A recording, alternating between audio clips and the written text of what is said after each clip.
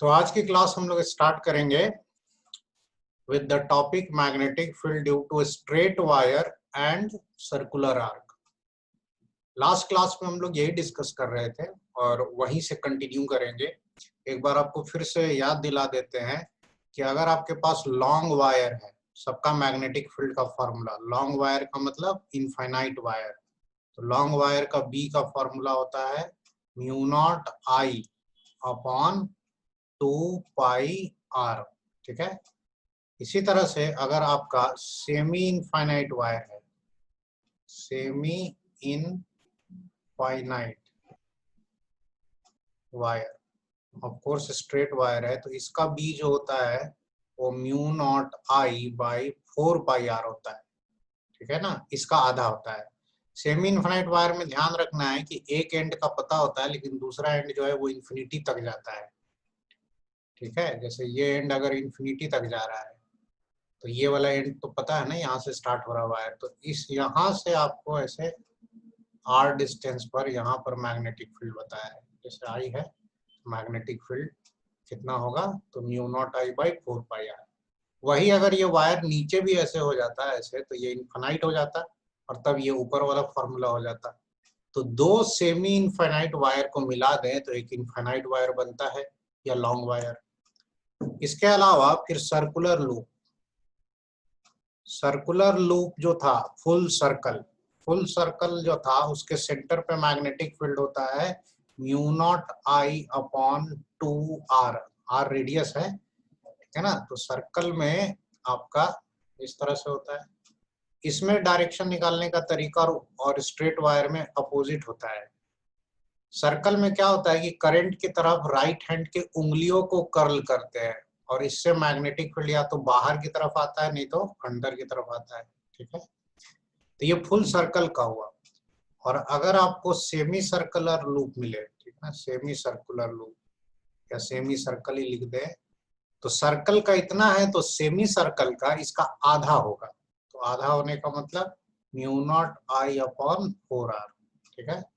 और अगर हमारे पास लास्ट एक इधर लिख देते हैं क्वार्टर सर्कल हो, क्वार्टर सर्कल का मतलब समझ रहे हो, एक चौथाई, तो इसका मैग्नेटिक फील्ड सेमी सर्कल का आधा होगा।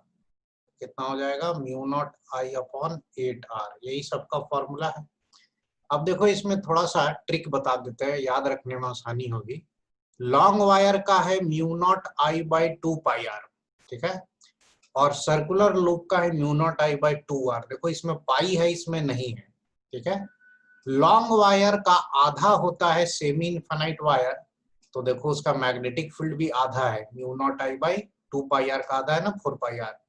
उसी तरह से सर्कुलर लूप का आधा होता है सेमी सर्कुलर लूप, तो इसका भी मैग्नेटिक फील्ड में देखो mu naught I by 2 R का आधा, mu naught I by 4 are.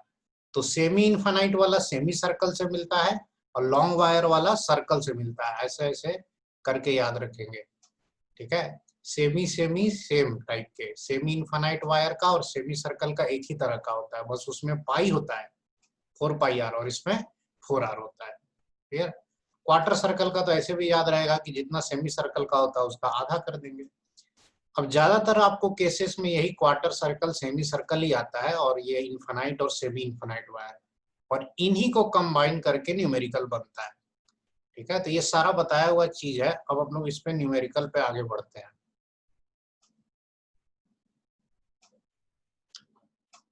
ये जो क्वेश्चन दिया है इसमें ये एक इनफाइनाइट वायर है लेकिन ये बीच में इस तरीके से सेमी सर्कुलर फॉर्म में बेंट है, मुड़ा हुआ है, और इस इनफाइनाइट वायर में करंट आई है। तो यहाँ जो सेंटर पॉइंट है इसको अगर हम O मान लें तो हमें O पर मैग्नेटिक फील्ड का वैल्यू बताना है कि मैग्नेटिक फील्ड क्या होगा। तो देखो कैसे बताएंगे, वहां पर मैग्नेटिक फील्ड लिखने जाओगे तो 3 पार्ट हैं। एक देखो इन्फिनिटी से वायर आया और यहाँ तक, तो ये एक सेमी इनफाइनाइट वायर हुआ। फिर एक सेमी सर्कल होगा यहाँ वाला, और उसके बाद यहाँ से स्टार्ट हुआ और फिर इन्फिनिटी गया, तो ये भी एक सेमी इनफाइनाइट वायर है। तो 3 पार्ट है। तीनों पार्ट का अगर नोमेनक्लेचर मान लो कि इसको फर्स्ट पार्ट मान ले, इसको सेकंड पार्ट और इसको थर्ड पार्ट, तो जो नेट मैग्नेटिक फील्ड होगा उस पर 3 पार्ट आएंगे, एक B1 आएगा, एक B2 आएगा और एक B3। अब तीनों ऐड होंगे कि आपस में सब्ट्रैक्ट होंगे, ये डिपेंड करेगा कि तीनों के मैग्नेटिक फील्ड का डायरेक्शन यहाँ इनवर्ड है कि आउटवर्ड है। एक एक करके देखते हैं। देखो ये जो स्ट्रेट वायर है इनफाइनाइट वायर है, ठीक है, इसके वजह से यहाँ मैग्नेटिक फील्ड इनवर्ड आएगा। अब कहोगे कैसे इनवर्ड आएगा, करंट ऐसे जा रहा है ना, तो मैग्नेटिक फील्ड का लाइन जो है वो इसको घेर कर ऐसे सर्कुलर बनता है, ऐसे ऐसे बनता है ना सर्कुलर। तो ये जो पॉइंट है, ये जो पॉइंट ये इसके नीचे है यहाँ पे, तो इसमें देखो अगर राइट हैंड थंब रूल लगाओगे, ठीक है, तो आपको राइट हैंड थंब रूल से मैग्नेटिक फील्ड का लाइन ऐसा आएगा, मतलब इस पॉइंट पे इनवर्ड जाएगा और इस पॉइंट पर आउटवर्ड आएगा। मतलब यहाँ पर मैग्नेटिक फील्ड इनवर्ड आएगा B1 की वजह से या फर्स्ट पार्ट की वजह से, ठीक है। इसके लिए अंगूठे को करंट की तरफ रखें, जैसे अगर ये करंट है तो अंगूठे को करंट की तरफ रखें और मैग्नेटिक फील्ड का लाइन ऐसे सर्कुलर बनता है इसको घेर के, तो उसमें देखो लूप ऐसे बनेगा, हाथों को कर्ल करोगे तो ऐसे बनेगा, तो इधर में इनवर्ड हो जाएगा तो इधर में आउटवर्ड, ठीक है। तो उसी कॉन्सेप्ट से आ रहा है। तो 1 का अगर इनवर्ड है तो 2 का किधर होगा, तो 2 वाला सर्कुलर लूप है। सर्कुलर लूप में क्या करते हैं कि हम अपने राइट हैंड के थंब को, अंगूठा जो है ना, दाहिने हाथ को हम लोग घुमाते हैं ऐसे गोल गोल, अंगूठा देखो इनवर्ड जाएगा, क्योंकि उंगलियों को घुमाना है आपको क्लॉकवाइज, तो अंगूठा इनवर्ड जाएगा, तो सेकंड का भी इनवर्ड ही आ रहा है, तो ये प्लस हो जाएगा। इसी तरह से थर्ड पार्ट में देखो कि करंट इधर जा रहा है, तो करंट ऐसे जा रहा है, तो इसका भी मैग्नेटिक फील्ड इस तरह से लूप बनेगा, ठीक है, मैग्नेटिक लाइंस। अब करंट इधर जा रहा है तो अंगूठा राइट की तरफ ले जाओगे और हाथों को कर्ल करो, तो जो कर्ल आएगा वो इस तरीके का आएगा, इस तरीके का, तो ऊपर में इनवर्ड होगा और नीचे में आउटवर्ड होगा। तो ऊपर में इनवर्ड का मतलब ये पॉइंट तो इसके लिए ऊपर में ही है ना, ये वाला पॉइंट, तो इसका भी इनवर्ड आएगा। तीनों का असल में मैग्नेटिक फील्ड सेम डायरेक्शन में आएगा, तो तीनों का मैग्नेटिक फील्ड आपका ऐड हो जाएगा और इसीलिए क्या करेंगे, तीनों को हम लोग जोड़ देंगे, ठीक है ना। तो तीनों को जोड़ना है, तो जोड़ने के लिए क्या करेंगे, देखो सेमी इनफाइनाइट वायर है, सेमी इनफाइनाइट वायर का अभी पीछे देखो लिखा था ये वाला mu naught I by 4 pi R, तो दो तो सेमी इनफाइनाइट वायर है, तो दोनों का हो जाएगा mu naught I by 4 pi R एक का, ठीक है। दूसरा वाला सेमी सर्कल है, तो सेमी सर्कल का था mu naught I by 4 R. तीसरा वाला भी सेमी इनफाइनाइट वायर है, तो इसका भी होगा mu naught I by 4 pi R. तो ये लास्ट वाला, फर्स्ट वाला और थर्ड वाला ऐड कर देंगे, तो mu naught I upon 2 pi R और म्यू नॉट आई अपॉन कितना हो जाएगा 4 आर। नेट मैग्नेटिक फील्ड इस प्लेन के इनवर्ड है यहाँ पर, ठीक है ना, तीनों पार्ट का इनवर्ड आएगा, नोट करो।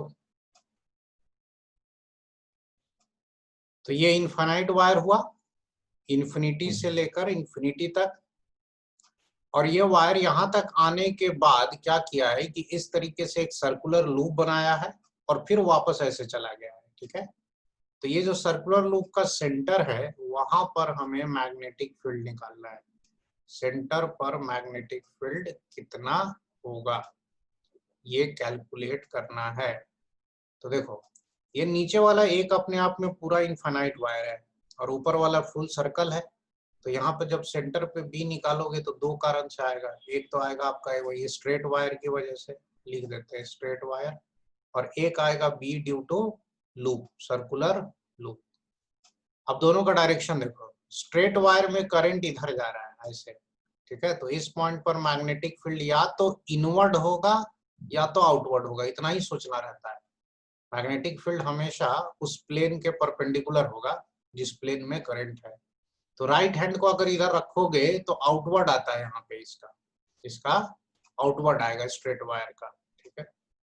जहां तक सर्कुलर लूप का सवाल है, तो सर्कुलर लूप में अपने हाथों को, राइट हैंड के उंगलियों को लूप के दिशा में ऐसे गोल घुमाओगे, तो गोल घुमाओगे तो कर्ल करने से अंगूठा इनवर्ड जाएगा, तो ये इनवर्ड आएगा और एक आउटवर्ड आएगा, तो एक पता चलेगा आउटवर्ड आ रहा है और एक आपका इनवर्ड आ रहा है, तो दोनों को तो प्लस नहीं ले सकते हैं, ठीक है। तो इसको हम ऐसे माइनस करके लिख सकते हैं, या इसको माइनस करेंगे तो इसको प्लस करेंगे, दोनों अपोजिट डायरेक्शन में, ठीक है।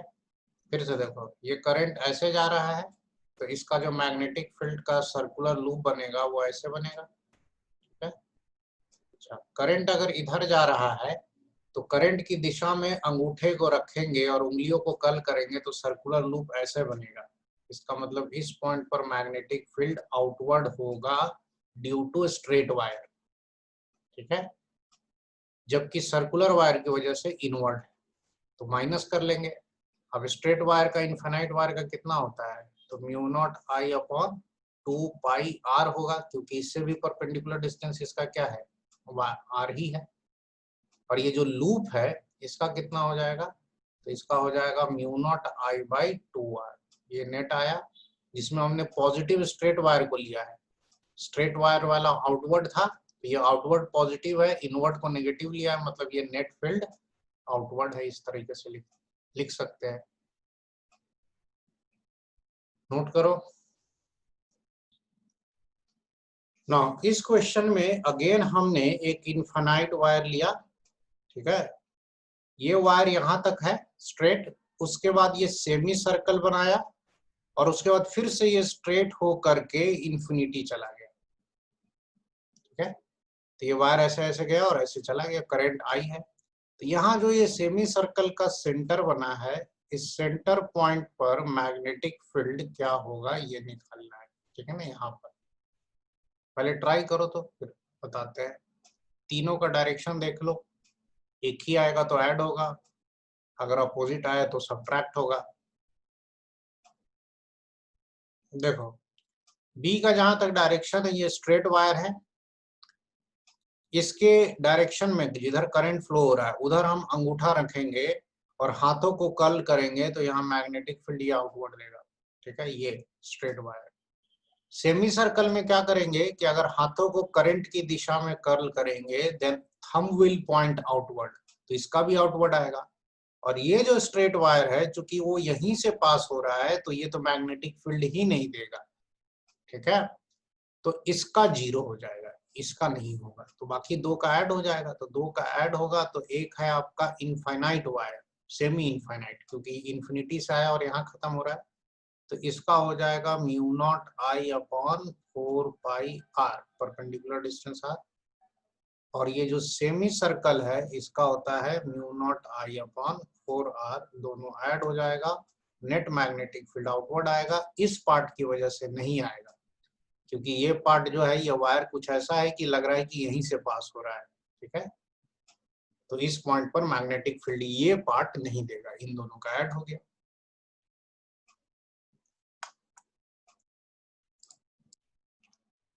ये हमारा अगला क्वेश्चन है, इसमें ये एक्स वाई प्लेन है, ठीक है, जो आपके स्क्रीन है मोबाइल या लैपटॉप का वो एक्स वाई प्लेन है, जेड एक्सिस उसके परपेंडिकुलर है। अब एक वायर ऐसे नीचे से आया है एक्स वाई प्लेन में, मतलब ये कौन सा एक्सिस है, एक तरीके से माइनस वाई एक्सिस है, तो वाई एक्सिस के पैरेलल आया, फिर एक्स वाई वाले प्लेन में ऐसे सेमी सर्कल बनाया और फिर वो माइनस वाई की तरफ नहीं गया, प्लस जेड की तरफ वो करंट चला गया। तो ये उसी टाइप वाला वायर है, यही वाला वायर है, ऐसे करके ऐसा है ऐसे, और इधर जाने के बजाय ये बोर्ड के बाहर आ गया, ऐसे समझो, यहाँ से ये बोर्ड सर के। आवाज नहीं आया, फिर से रिपीट कर दीजिए सर। फिर रुको भाई, तुम लोग बोलते रहते हो तुम। तो ये बोर्ड के बाहर आ गया है, तो ये आपका ओरिजिन पॉइंट हो गया है। ओरिजिन पर मैग्नेटिक फील्ड क्या होगा, ये जेई वालों के लिए है, पीएमटी वाले इसको छोड़ सकते हैं, इस तरह का 3D केस नहीं आता है पीएमटी में। यहाँ हम लोग आई कैप जे कैप वाला जो है ना वो यूज करेंगे। क्यों यूज करेंगे, क्योंकि यहाँ अलग अलग प्लेन है, ये एक्स वाई प्लेन में है, ये कायदे से सोचो तो जेड है, तो ये एक्स है, एक्स जेड प्लेन में है, तो तीनों पार्ट का मैग्नेटिक फील्ड का पहले हम लोग डायरेक्शन डिसाइड कर लेते हैं। ये पार्ट 1 है, ये पार्ट 2 है और ये पार्ट 3 है, ठीक है। पार्ट 1 जो है करंट ऐसे जा रहा है तो इसका मैग्नेटिक फील्ड लाइन जो बनेगा सर्कुलर लूप, इसका मैग्नेटिक फील्ड इधर आएगा जेड की तरफ, B1। फर्स्ट पार्ट का मैग्नेटिक फील्ड जो है वो बाहर की तरफ आएगा ऐसे। अब कहोगे कि ये कैसे डिसाइड कर लिए, देखो ऐसे डिसाइड कर लिए कि ये हो गया हमारा करंट, ठीक है, ऊपर की तरफ। अब ये अगर करंट ऊपर है तो राइट हैंड थंब रूल से करंट की डायरेक्शन में अगर अंगूठा रखेंगे तो हमारा जो सर्कुलर लूप बनेगा मैग्नेटिक फील्ड का वो ऐसे बनता है, ठीक है ना, ऐसे ही नहीं बनता है। तो इसमें आपको क्या करना है कि हाथ घुमाना है, अंगूठा रखना है करंट की दिशा में और हाथों को कर्ल करोगे तो हाथ ऐसे घूमेंगे, हाथ ऐसे घूमेगा, मतलब इस पॉइंट पर मैग्नेटिक फील्ड आउटवर्ड आएगा, जो आपका इधर का पॉइंट है, ठीक है, इधर का पॉइंट आर दूरी पर। तो ये पॉइंट उसी तरीके से तो है इसका, देखो इसका मैग्नेटिक सर्कल ऐसे बनेगा, सर्कुलर लाइन। तो यहाँ पे मैग्नेटिक फील्ड आउटवर्ड आएगा, लेकिन ये जो आउटवर्ड आ रहा है उसी को तो जेड एक्सिस बोला जा रहा है। तो डायग्राम में जेड एक्सिस ऐसे टेढ़ा दिखाया हुआ है, बट एक्चुअली में ये जेड एक्सिस स्क्रीन के बाहर आ रहा है। तो ये आपका हो गया मैग्नेटिक फील्ड एक पार्ट कवर। फिर आते हैं हम लोग ये सेमी सर्कल का। तो सेमी सर्कल का तो स्ट्रेट हम लोग निकाल लेंगे। सेमी सर्कल में क्या करेंगे कि हम लोग हाथ घुमाएंगे, देखो राइट हैंड को कर्ल करेंगे तो अंगूठा इधर ही आएगा, इसका मतलब इसका भी मैग्नेटिक फील्ड इधर ही आएगा। तो B2 भी इधर ही आएगा, इसको दूसरे कलर से कर दिया तो दो तो इधर ही आ गया, तो ऐड हो जाएगा। तीसरा बचता है आपका B3 जो कि है ये वाला।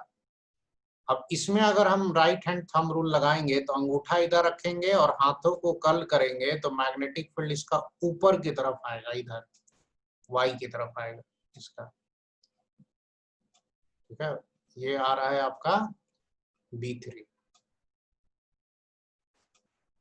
अब अगेन ये प्रॉब्लम करता है कि सर ये बाहर कैसे आ गया। ये असल में करंट जेड एक्सिस की तरफ है, तो जेड एक्सिस की तरफ मतलब बोर्ड के बाहर है, तो इस करंट को आप ऐसे दिखा सकते हैं जेड एक्सिस। अब इसका मैग्नेटिक फील्ड जो लाइन बनेगा स्ट्रेट वायर का मैग्नेटिक फील्ड लाइन ऐसे सर्कुलर बनता है, सर्कुलर बना दिया। अब सवाल उठता है कि इसमें करंट बाहर आ रहा है, तो अंगूठा बाहर रखोगे तो हाथ ऐसे कर्ल करेगा कि नहीं, तो मैग्नेटिक फील्ड का डायरेक्शन कैसे आ रहा है, ऐसे आ रहा है। तो ये जो पॉइंट है ये इसके राइट में है, जैसे ये वाला पॉइंट है, तो यहाँ पे बी किधर आ रहा है देख रहे हो, ऊपर की तरफ, तो वही आपका B3 है। तो इतना करने के बाद क्या होता है कि हमें तीनों का डायरेक्शन मिल गया कि दो मैग्नेटिक फील्ड जो है वो जेड एक्सिस में है और एक मैग्नेटिक फील्ड जो है वो वाई एक्सिस में है। तो जब नेट मैग्नेटिक फील्ड लिखना होता है तो हम लोग नेट मैग्नेटिक फील्ड को ऐसे लिखते हैं वेक्टर फॉर्म में, क्योंकि अब सब सेम डायरेक्शन में नहीं है कि B1 B2 B3 सीधे जोड़ दे। तो B3 को लिखेंगे जे कैप, B3 को लिखेंगे जे कैप, बट ये जो B1 एंड B2 है ये ऐड हो करके ये आ जाएगा कौन सी डायरेक्शन में, जेड, दैट इज के कैप। अब खाली वैल्यू पुट करनी है। तो B3 किसके लिए था, थर्ड पार्ट कौन है, infinite semi infinite wire, semi infinite wire का mu naught I upon 4 pi R, ये हो गया जे कैप, ठीक है।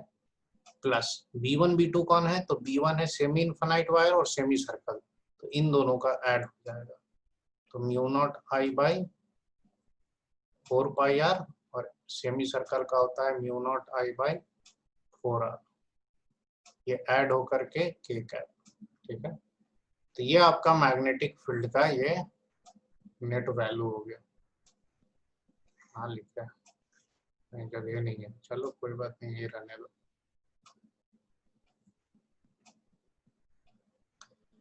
तो ये कहानी है। इस तरीके से मेन जो प्रॉब्लम होता है वो डायरेक्शन में होता है, और डायरेक्शन के लिए राइट हैंड थंब रूल ही है जिससे आप इजीली निकाल सकते हैं। एक बार डायरेक्शन आ गया तो फिर उसके बाद आई कैप जे कैप लगा देंगे तो आंसर आपका आ जाता है। ये हम लोगों का नेक्स्ट क्वेश्चन है।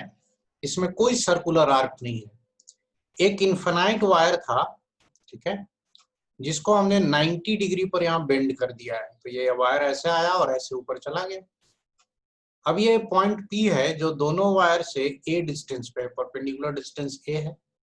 इस पॉइंट P पर मैग्नेटिक फील्ड बताना है कितना होगा विथ डायरेक्शन, ठीक है, इनवर्ड होगा कि आउटवर्ड होगा और मैग्नीट्यूड क्या होगा। चलिए ट्राई कीजिए।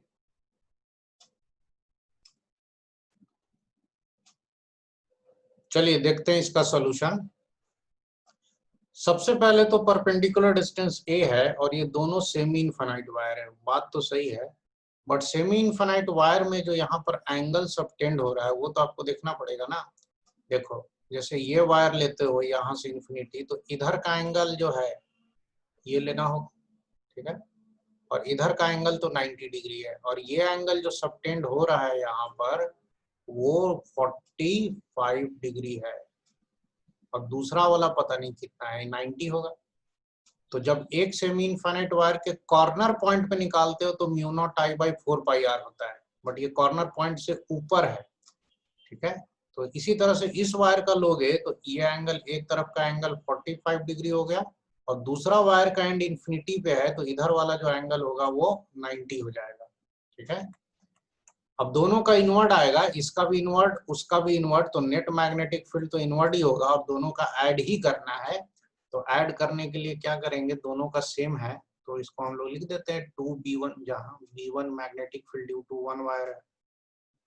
अब इसको हम लोग लगा लेते हैं mu naught I by 4 pi a perpendicular distance into sine 90, एक तरफ का एंगल साइन 90 है और दूसरे तरफ का एंगल साइन 45 है, ठीक है। तो साइन 45 है, तो ये हो गया आपका mu naught I upon 2 pi a यहाँ से। अच्छा, साइन 91 हो गया और साइन 45 1/√2, तो this is the magnetic field. अब गलती क्या होता है कि इसमें लोग सीधे mu naught I by 4 pi R लगा देते हैं, वो फॉर्मूला इसमें नहीं लगेगा, वो तब लगता है कि जब इनफाइनाइट या सेमी इनफाइनाइट वायर ऐसे है, ठीक है, और मैग्नेटिक फील्ड इस पॉइंट पे निकाल रहे हो, इस पॉइंट पे, तब यहाँ पर इस पॉइंट पर आपका म्यू नॉट आई बाई 2 पाई होता है। लेकिन यहाँ पे जो पॉइंट दिया वो तो ऊपर है ना, ये कहीं और है, यहाँ है, इन दोनों पॉइंट्स में अंतर है। करंट अगर ऐसे है और ये आर है तो यहाँ तो होता है mu naught I by 2 pi R, यहाँ थोड़े होता है। यहाँ के लिए तो आपको फिर क्या करना पड़ेगा, परपेंडिकुलर डिस्टेंस ज्वाइन करके इधर का थीटा और उधर का थीटा लेना पड़ेगा, समझे।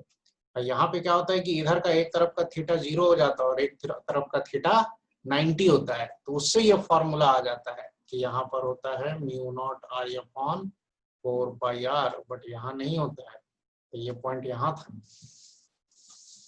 क्लियर। इस क्वेश्चन में हमारे पास 2 सिमिलर, ठीक है, सिमिलर सर्कुलर लूप्स है, सर्कुलर लूप। सिमिलर का मतलब दोनों का रेडियस सेम है। Planes are perpendicular to each other, दोनों के प्लेन जो है वो एक दूसरे के परपेंडिकुलर है, ठीक है। दोनों में करंट आई है, एक का करंट आई ऐसे ले लो, ठीक है, और एक का करंट जो है वो आई ऐसे ले लो। दोनों का रेडियस जो है वो आर ले लो, तो आर ले लेंगे तो this is your radius R. तो एट सेंटर मैग्नेटिक फील्ड आपको बताना है कितना होगा। कोप्लेनर लूप नहीं है, परपेंडिकुलर लूप्स है।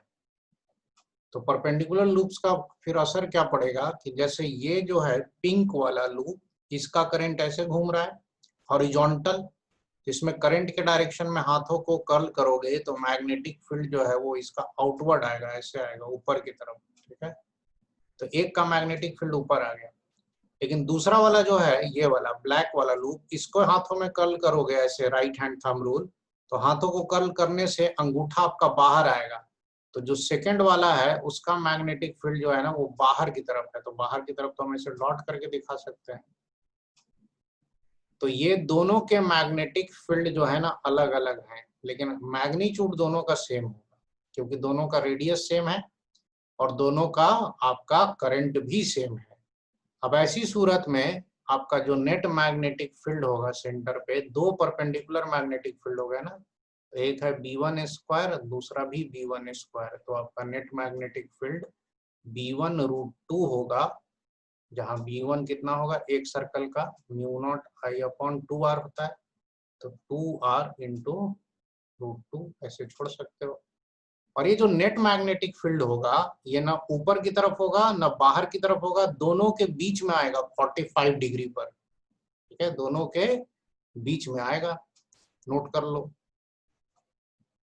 एक अगर ऐसे एरो है और एक ऐसे एरो है तो इनका जो रिजल्टेंट आता है वो कहाँ आता है, ऑफ कोर्स इनका रिजल्टेंट ऐसे बीच में आता है, तो इधर बीच में आएगा ये। अब जो है नेक्स्ट जो सब टॉपिक हम लोग पढ़ने जा रहे हैं वो है कि किसी करंट कैरिंग सर्कुलर लूप के एक्सिस पर मैग्नेटिक फील्ड कैसे निकालें। अभी तक हम लोग सर्कुलर लूप के सिर्फ सेंटर पे निकाल रहे थे, अब एक्सिस पे निकालना है। ठीक है, तो ये हमने मान लीजिए सर्कुलर लूप ले लिया इस तरीके से, और इसका जो एक्सिस होगा वो इस तरीके से होगा ना, ये इस एक्सिस पर मैग्नेटिक फील्ड निकालना है। तो ये एक्सिस इधर ऐसे कंटिन्यू करेगा ऐसे, तो इस पर मैग्नेटिक फील्ड किसी भी पॉइंट पर कैसे निकालें। सबसे पहले तो करंट का डायरेक्शन देखना होगा। अब करंट का डायरेक्शन जो होगा लूप में, मान लो ऐसे हो तो ऐसे हो, मान लिया करंट। अब ये वाला पार्ट और ये वाला पार्ट आपको सेम टाइप का दिख रहा होगा, तो इसमें मैं लिख देता हूं कि ये जो पार्ट है ना, ये अगर आउटवर्ड है तो ये वाला पार्ट इनवर्ड है। इधर वाला जो बाहर दिख रहा है ना, ये पार्ट आउटवर्ड है, और इधर वाला जो पार्ट है वो इनवर्ड है, इनवर्ड। इसका मतलब ये करंट ऐसे गया, ये प्लेन में यहाँ इंटर कर गया, अंदर चला गया, और फिर यहां से ये इस तरीके से बाहर आया। अब इसमें आपको मैग्नेटिक फील्ड निकालना है, मान लीजिए एक्स डिस्टेंस पे। इस सर्कुलर लूप में रेडियस आपका कैपिटल आर है, तो एक्स मान लो यहाँ पर आ रहा है, इस पॉइंट पर मैग्नेटिक फील्ड निकालना है। तो सबसे पहले तो हम क्या करेंगे कि इस पॉइंट पर मैग्नेटिक फील्ड निकालने के लिए किसी एक स्मॉल एलिमेंट की वजह से निकालेंगे। अब इस पे कोई भी आप एलिमेंट लीजिएगा, ठीक है, हर एलिमेंट सेम डिस्टेंस पे होगा। रिंग पर आप कोई भी पॉइंट ले लीजिए, इस पॉइंट से तो बराबर डिस्टेंस पे ही आएगा। अब इसकी जो डिस्टेंस है यहाँ पर, ये स्मॉल आर ले लेते हैं। अब ये रेडियस इसका आर है, रेडियस इसका कैपिटल आर ले लिया। ठीक है, अब यहाँ पर मैग्नेटिक फील्ड का सबसे पहले मैग्नीट्यूड लिखते हैं। तो वहां पर जो हमने डीएल लेंथ लिया है, मान लो यहाँ पर लिया है डीएल लेंथ, तो करंट एलिमेंट हो गया आई डीएल। तो डीबी जो होगा यहाँ पर मैग्नेटिक फील्ड सिर्फ छोटे से पार्ट की वजह से होता है mu not by 4 pi Biot-Savart law I dl sine theta. ठीक है, तो आई डीएल और साइन थीटा का मतलब होता है आई डीएल के डायरेक्शन और आर के डायरेक्शन में। अब आई डीएल इनवर्ड है, आर इधर है, तो दोनों परपेंडिकुलर है। तो ये हो गया I dl sine 90 and divided by R square. ठीक है ना, ये आर हुआ। अब यहाँ असली जो है ना हेडेक शुरू होता है कि बी का डायरेक्शन किधर होगा। तो देखो बी का डायरेक्शन के लिए क्या करेंगे, आई डीएल अंदर है और आर इधर है, तो इसको अलग से देखो, ये हो गया, ये वेक्टर है आपका आई डीएल इनवर्ड, और ये वेक्टर इस तरह से जा रहा है आर। तो आई डीएल क्रॉस आर निकालना है आपको बी के डायरेक्शन के लिए। तो डीएल क्रॉस आर करोगे, ठीक है, तो बी का डायरेक्शन जो है ना इस तरह से आएगा, ये ए क्रॉस बी की तरह हो गया कि अगर ये वेक्टर ए है और ये वेक्टर बी है, ठीक है, एरो ऐसे है, तो ए क्रॉस बी इधर है, A cross B right hand thumb rule से ए से बी की तरफ स्क्रू घुमाने से इधर आएगा। इसका मतलब है कि जिस पॉइंट पर मैग्नेटिक फील्ड निकाल रहे हो, जहां आर खत्म हो रहा है, यहाँ मैग्नेटिक फील्ड इधर आएगा ऐसे। ठीक है ना, उसी को यहाँ पे दिखाया गया है। तो इस पॉइंट पर मैग्नेटिक फील्ड ऐसे आएगा, ये दिस इज योर डीबी जो आर के परपेंडिकुलर होगा, दिस इज योर डीबी। अब थोड़ी देर के लिए ये मान लेते हैं थीटा है, तो ये 90 माइनस थीटा हो गया। अब डीबी जो होगा हर एक एलिमेंट का अलग अलग आएगा, जैसे ये जो करंट एलिमेंट था इनवर्ड आया, उसी तरह से हर करंट एलिमेंट का डीबी अलग अलग डायरेक्शन में आएगा। तो हम लोग क्या करेंगे कि डीबी के दो कंपोनेंट कर लेंगे। एक डीबी का कंपोनेंट जो होगा वो हम लोग ब्रेक करेंगे, तो इधर आएगा ऐसे परपेंडिकुलर। ठीक है, और एक डीबी का कंपोनेंट जो होगा वो इधर आ जाएगा ऐसे। अब इन दोनों को अलग अलग इंटीग्रेट करेंगे। इसके लिए एंगल भी देख लो, ऊपर थीटा है तो ये 90 माइनस थीटा, तो ये थीटा हो जाएगा। तो ये डीबी को हमने रिजॉल्व किया, तो एक कंपोनेंट मिल गया डीबी कॉस थीटा, और दूसरा कंपोनेंट आएगा ये वाला डीबी साइन थीटा। ये बिल्कुल जैसे इलेक्ट्रिक फील्ड का डेरिवेशन था चार्ज्ड रिंग के एक्सिस पे, ये उसी तरीके का डेरिवेशन है।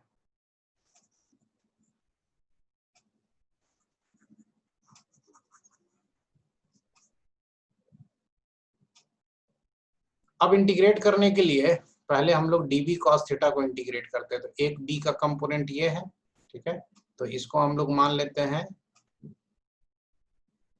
b डैश, तो db cos थीटा। तो देखो अगर हम db cos थीटा का इंटीग्रेशन करेंगे तो इसमें ये मत समझना कि थीटा वेरिएबल है, इसमें आपका वेरिएबल थीटा नहीं है, कौन है, dl वेरिएबल है।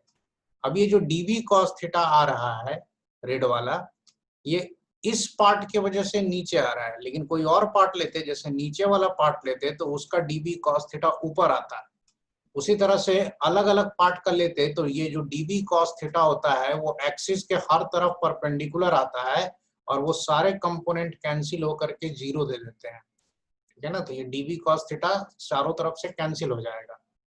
ये बिल्कुल उस तरीके से है जैसे कि मान लीजिए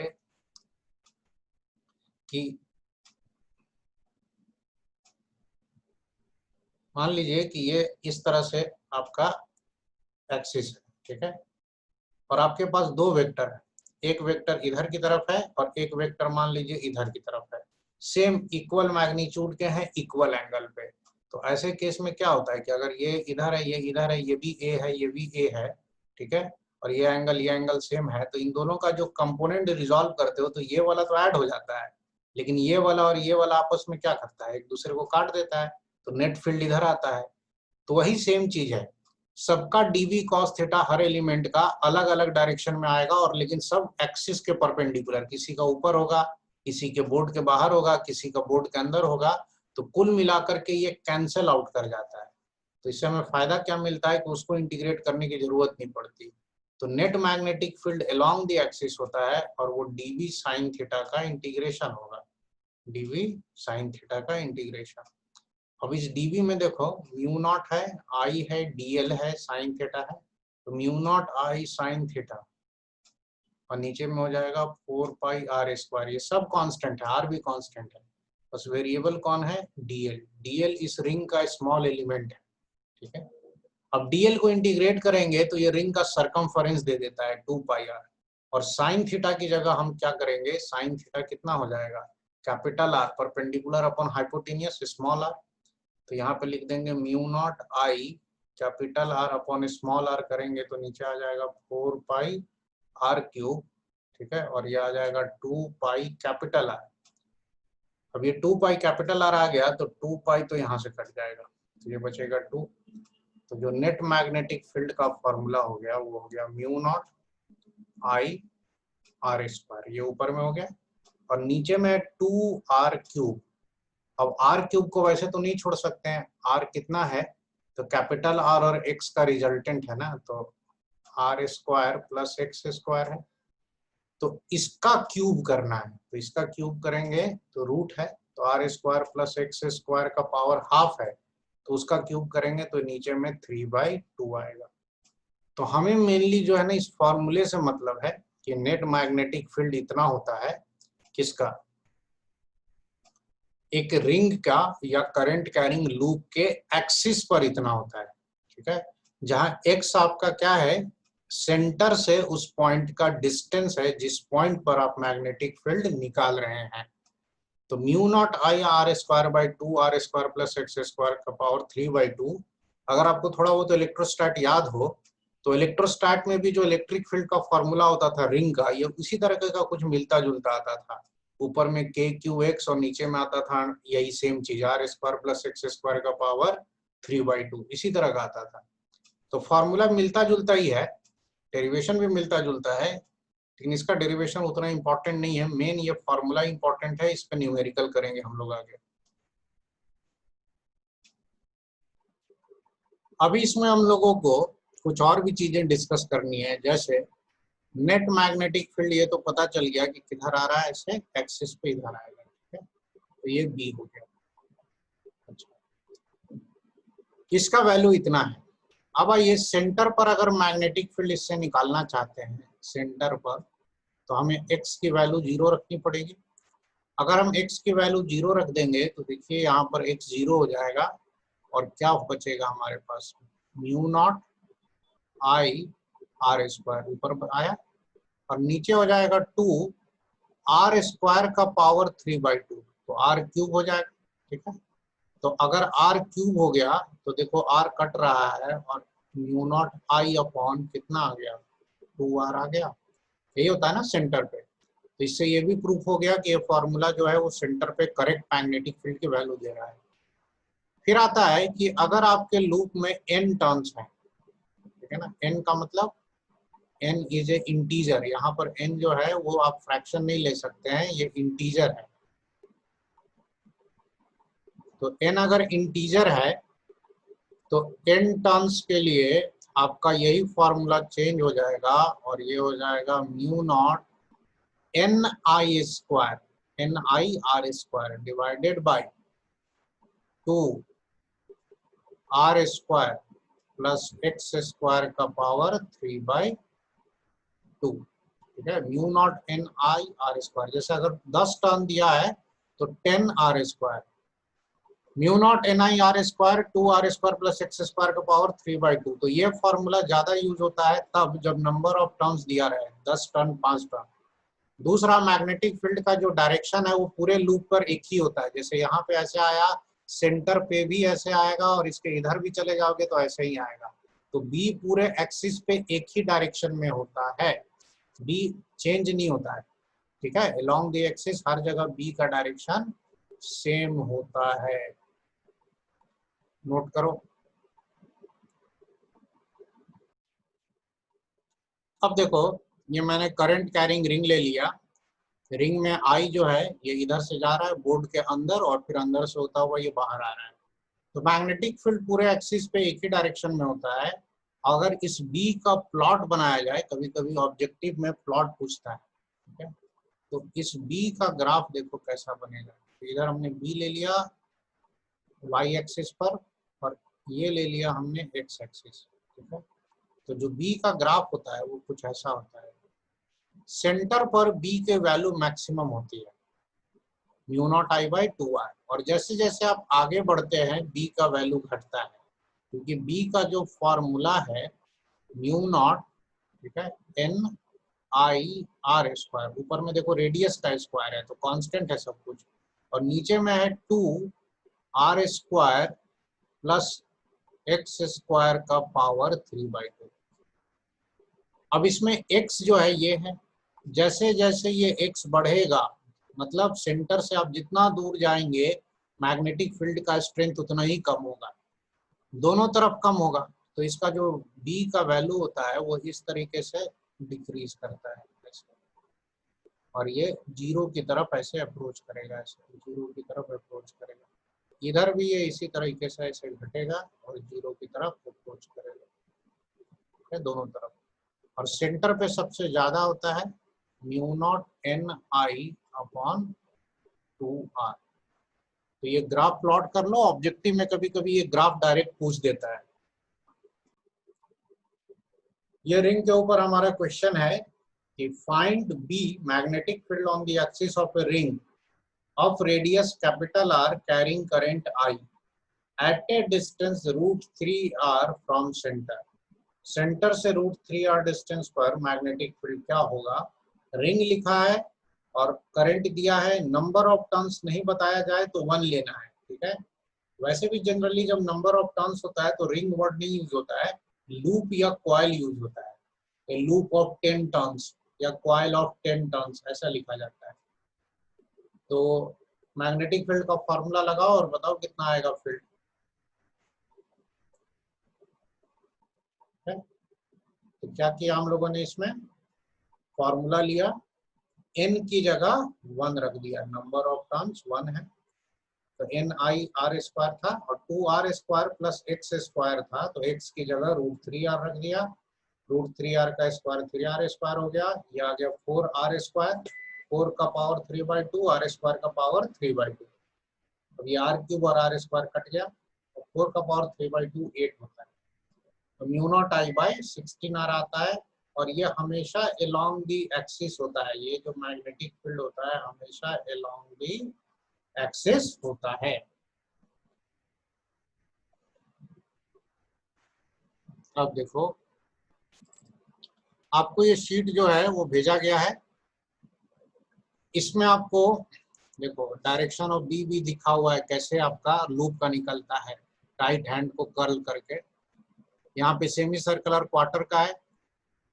on the axis of the loop B इतना होता है, ये अभी हम लोग डिराइव कर रहे थे, mu naught N I R square by 2 R square plus R square का पावर 3/2। और देखो मैग्नेटिक फील्ड जो होता है पूरे एक्सिस पे एक ही डायरेक्शन में होता है, वो इसमें भी दिखाया गया है। देखो यहाँ पर भी बी देखो इधर ही है, ऐसे दिखाया ना ऐसे, और इधर भी तब इधर ही होगा। तो बी या तो राइट की तरफ होगा पूरे एक्सिस पे, नहीं तो लेफ्ट की तरफ होगा। और वो डिपेंड करता है करंट के डायरेक्शन से। करंट की तरफ हाथों को, राइट हैंड की उंगलियों को कर्ल करने से जो अंगूठा है वो बी का डायरेक्शन बताता है। Direction can be obtained by right hand thumb rule. Curl your fingers in the direction of current, उंगलियों को करंट की दिशा में घुमाएं। Then the direction of thumb, direction of अंगूठा, points in the direction of B. तो अंगूठा आपका मैग्नेटिक फील्ड का डायरेक्शन बताता है। कोई भी सर्कुलर लूप में ऐसे ही करना है, ठीक है। अब नीचे में लिखा है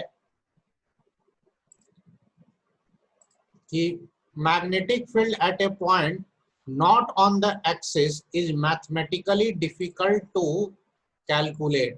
कह रहा है कि अगर आपसे कोई कह दे कि रिंग के एक्सिस पे नहीं दाएं बाएं फील्ड निकालो, तो मैथमेटिकली निकल नहीं सकता। होता है मैग्नेटिक फील्ड, बट हम लोग कैलकुलेट नहीं कर सकते हैं। We show qualitatively in figure the magnetic lines due to a circular current which will give some idea of the field. अब यहाँ पर देखो रिंग का मैग्नेटिक लाइंस दिखाया गया है। ये ड्रॉ करने में दिक्कत होता है टैब पर, इसीलिए मैंने यहाँ पे ये शेयर करके दिखाया कि ये जो दिखा रहा है ना सर्कल सा, ये आपका रिंग है, ठीक है। इस रिंग में अपना ऐसा करंट जा रहा है, और इस करंट की वजह से ये मैग्नेटिक फील्ड है। तो मैग्नेटिक फील्ड जैसे देखो हर जगह नीचे की तरफ है ना, तो अब क्या है कि ये तो सिर्फ एक्सिस वाला मैग्नेटिक फील्ड हुआ, ठीक है। एक्सिस के दाएं बाएं कहीं पे निकालना है तो देखो ये इस तरह से ये करंट जो है ये घूम रहा है इसका, ठीक है। तो ये जो दिखा रखा है ना ये गोल गोल, ये सब मैग्नेटिक फील्ड लाइंस है, ये बता रही है कि कहाँ पर मैग्नेटिक फील्ड किधर होता है। तो मैग्नेटिक लाइंस क्लोज लूप बनती है। एक्सिस वाला ऐसा लगता है जैसे इन्फिनिटी से आया इन्फिनिटी गया, लेकिन ये भी असल में टर्न करके फिर वापस पीछे जाएगा। बाकी सारे जो लाइंस हैं वो कहीं ना कहीं से देखो क्लोज लूप बनाएंगे, इस तरह से घूम करके ये वापस आएगा इसका, ठीक है ना। ये सब क्लोज लूप बनाती है। तो ये मैग्नेटिक फील्ड का अंदाजा देने के लिए है। अच्छा, तो हम लोगों ने अभी तक क्या क्या पढ़ा? Magnetic field due to straight wire, circular arc, ring, ring का सेंटर और रिंग का एक्सिस। अब हम लोग ये नया तरह का डिवाइस पढ़ेंगे सोलेनॉइड, और इस मैग्नेटिक फील्ड कितना होगा ये कैलकुलेट करेंगे, ठीक है। तो सोलेनॉइड जो होता है उसको बनाना बड़ा आसान होता है। देखो उसके लिए हम लोग करते क्या है कि पहली बात तो एक सिलेंडर लेते हैं। सिलेंडर ऐसा होता है ना, एक नॉन कंडक्टिंग सिलेंडर ले लीजिए, कंडक्टिंग भी ले सकते हैं, कोई बात नहीं है उससे। और इस सिलेंडर पे अब आपको क्या करना है कि वायर्स लपेटने हैं, ठीक है। जो भी आपके पास वायर है वो इसके ऊपर ऐसे लपेटना है। ये वायर ऐसे ऐसे करके इसके ऊपर आपको लपेट देना है। तो वायर लपेटने के बाद ये जो स्ट्रक्चर बन के आएगा इसे ही हम लोग सोलेनॉइड कहते हैं। ये इस तरीके से वायर लपेट दिया, एक सिरा यहाँ पे है, दूसरा सिरा जैसे खत्म होकर के यहाँ पर है। This is called solenoid. अब इस सोलेनॉइड का कुछ ना कुछ लेंथ होगा, रेडियस होगा। तो मान लेते हैं कि सोलेनॉइड का ये जो है ना ये आपका हो गया लेंथ, इसको कहते हैं लेंथ ऑफ सोलेनॉइड। अब इस पे जो ये टर्न्स दिए हुए हैं 1 2 3 करके, इस तरह से टोटल मान लो कि n टर्न्स हैं, तो ये नंबर ऑफ टर्न्स बताता है। और एक सोलेनॉइड का अपना एक रेडियस भी होता है, स्मॉल r, ठीक है। सोलेनॉइड में जब करंट जाएगा ऐसे आई, तो इधर से करंट जाएगा तो इधर आएगा, और वो करंट इन लूप्स में ऐसे ऐसे फ्लो करेगा, यही होगा ना। तो इन करंट्स की वजह से इसके एक्सिस पर, यहाँ पर इसका एक्सिस है ना अंदर में ऐसे, एक्सिस पर मैग्नेटिक फील्ड हमें कैलकुलेट करना है और हमें पढ़ना है, ठीक है। तो सोलेनॉइड में पहले हम लिख देते हैं कि क्या हो गया, एक सिलिंड्रिकल ड्रम लिया जैसे आपका पेन है, और उसके ऊपर हमने एक वायर लपेट दिया है। अब ये जो वायर लपेटा है ना विथ कवर है। जैसे मार्केट से तार खरीद कर लाते हो तो देखते होगे ना कि लाल पीला काला तक कलर का आता है तार, तो असली जो कॉपर का तार होता है वो अंदर होता है, ऊपर से तो क्या होता है प्लास्टिक का कवर जैसा रहता है, मोटा सा लेयर रहता है। तो लेयर के साथ है तारों को ऐसे जो है ना छील करके नहीं लगाना, नहीं तो शॉर्ट सर्किट हो जाएगा। तो ये वायर्स लगे हुए हैं। एन जो है ये है number of turns, number of turns, कितने टर्न्स हैं वायर के। अच्छा, एल जो है वो लेंथ ऑफ सोलेनॉइड हो गया, आर जो हो गया वो रेडियस ऑफ सोलेनॉइड हो गया, और आई तो खैर इसमें करंट है। तो इसमें एक टर्म डिफाइन होता है number of turns per unit length, मतलब यूनिट लेंथ में कितने टर्न है। क्योंकि ये जो वायर्स होते हैं ये डायग्राम में आपको दूर दूर नजर आए, बट असल में वायर्स एक दूसरे के ऊपर एकदम चिपका के लगे हुए रहते हैं। इस तरीके से इन वायर्स को लपेटा जाता है कि जिस बॉडी के ऊपर ये वायर लपेटा गया वो बॉडी अंदर से दिखता ही नहीं है, ऊपर से पूरा ये वायर का कवर हो जाता है।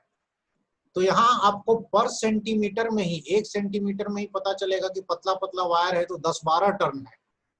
तो number of turns per unit length को हम लोग स्मॉल एन लिखते हैं, और ये डिफाइन करते हैं कैपिटल एन बाई एल से। ठीक है, तो कैपिटल एन तो यूनिट लेस है, बट ये जो स्मॉल एन है इसका यूनिट होता है मीटर इनवर्स। ये बताता है कि पर मीटर में कितने टर्न्स हैं। तो कोई भी सोलेनॉइड ले लेंगे तो उसके अंदर के पॉइंट पर मैग्नेटिक फील्ड इसी एन पर डिपेंड करता है। स्मॉल एन जितना हाई होगा फील्ड उतना ज्यादा होगा। ठीक है, अब inside